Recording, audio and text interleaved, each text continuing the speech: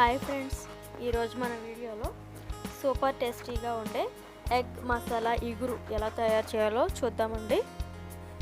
ముందుగా కావలసిన పదార్థాలు: ఎగ్స్, 3 స్పూన్స్ ఆయిల్, తరిగిన ఉల్లిపాయలు 2 కప్పులు, తరిగిన పచ్చిమిర్చి 2, 1 స్పూన్ సాల్ట్, 1 స్పూన్ కారం, పావు టీ స్పూన్ పసుపు, 2 స్పూన్స్ గరం మసాలా.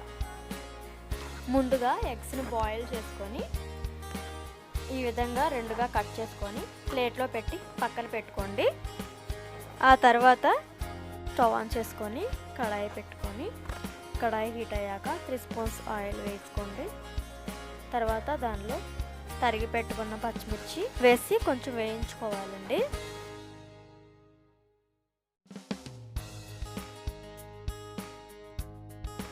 పచ్చిమిర్చి వేగిన తర్వాత దానిలో 1 స్పూన్ జీలకర్ర, 4 రెబ్బల కరివేపాకు వేసుకొని వేయించుకోవాలండి. ఇవి వేగిన తర్వాత దానిలో మనం ముందుగా తరిగి పెట్టుకున్న 2 కప్పుల ఉల్లిపాయలను వేసి బాగా వేయించుకోవాలండి. ఇది ఇగురు కాబట్టి దీనికి కొంచెం ఉల్లిపాయలు ఎక్కువే పడతాయండి. మీకు కర్రీ ఇంకా ఎక్కువగా కావాలంటే ఇంకో కప్పు ఆనియన్స్ యాడ్ చేసుకోండి. ఆనియన్స్ వేగిన తర్వాత పావు టీ స్పూన్ పసుపు, 1 స్పూన్ సాల్ట్, 1 స్పూన్ కారం, 2 స్పూన్ల గరం మసాలా యాడ్ చేసుకొని 2 నిమిషాల పాటు బాగా ఫ్రై చేసుకోండి.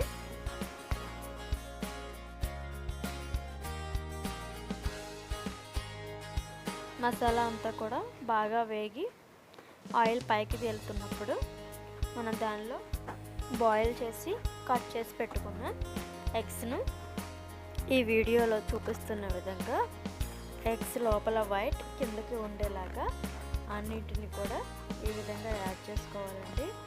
ఈ విధంగా యాడ్ చేసుకోవడం వల్ల ఎగ్స్ లోపల వైట్కి మసాలా అంతా కూడా బాగా పట్టి బాగా టేస్టీగా అవుతుందండి.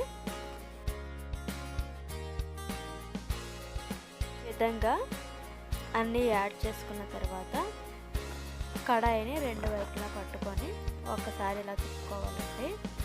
గరిటె పెట్టి తిప్పకూడదండి. గరిటె పెట్టి తిప్పితే ఎగ్స్ అంతా కూడా విడిపోయి ఎగ్ వైట్ అంతా కూడా కర్రీలో స్ప్రెడ్ అయిపోతుంది. అది చూడడానికి అంత బాగుండదు. 2 నిమిషాలు ఈ ఎగ్స్ ఫ్రై అయిన తర్వాత దానిలో 1/2 కప్పు వరకు వాటర్ యాడ్ చేసుకున్న తర్వాత మూత పెట్టి ఒక 5 నిమిషాల పాటు సిమ్లో ఉడికించుకోండి. 5 నిమిషాల తర్వాత ఎగ్స్ని గరిటెతో నెమ్మదిగా ఇలా రెండో వైపు కూడా టర్న్ చేసుకోండి. ఈ విధంగా చేయడం వల్ల ఎగ్స్ విడిపోకుండా పర్ఫెక్ట్గా పీసెస్లా ఉంటాయండి. మసాలా అంతా కూడా ఎగ్స్కి పట్టి చాలా టేస్టీగా ఉంటాయండి. ఈ విధంగా అన్నీ టర్న్ చేసుకున్న తర్వాత వాటర్ అంతా ఎగిరిపోయేంత వరకు ఉడికించుకోవాలండి. చూశారు కదండి, టేస్టీ ఎగ్ మసాలా ఇగురు రెడీ అయిపోయింది. ఈ వీడియో కనుక మీకు నచ్చినట్లయితే నా వీడియోని లైక్ చేయండి, షేర్ చేయండి. మరిన్ని టేస్టీ రెసిపీస్ కోసం నా ఛానల్ని సబ్స్క్రైబ్ చేసుకోండి.